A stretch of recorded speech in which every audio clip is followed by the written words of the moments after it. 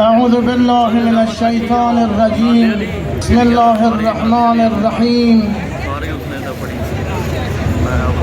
وبه نستعين إنه خير ناصر ومعين.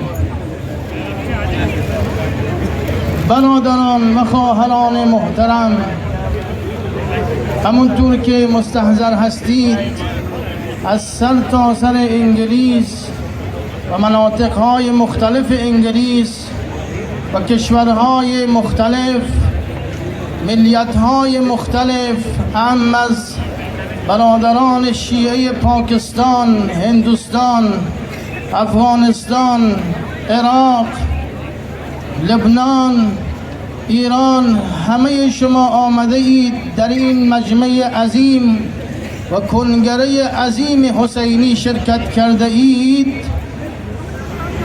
ان شاء الله در دنیا و آخرت مأجور باشید.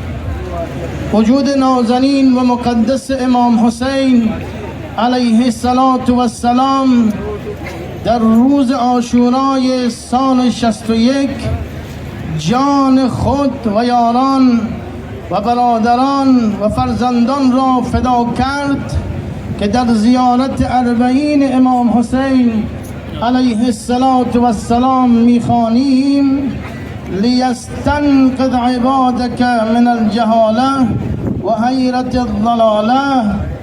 بعد میفرماید: و بدل مهجته فیک لیستنقذ عبادک من الجهاله و حیرت الضلاله. وجود نازنین و مقدس امام حسین علیه السلام جان خود و یارانش را فدا کرد برای دو تا عنصر اصلی که این دو عنصر باید زنده شود. یک، مردم از حیرت و ضلالت و گمراهی نجات پیدا کند، عالم بشوند، دانشمند بشوند، متفکر بشوند، به هیچ عنوان زیر بار جهالت نرود.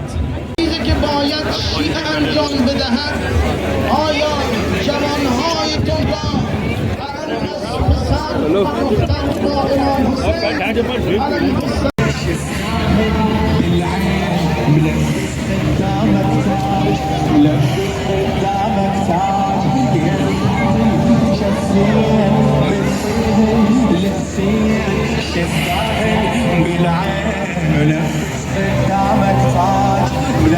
قدامك تاج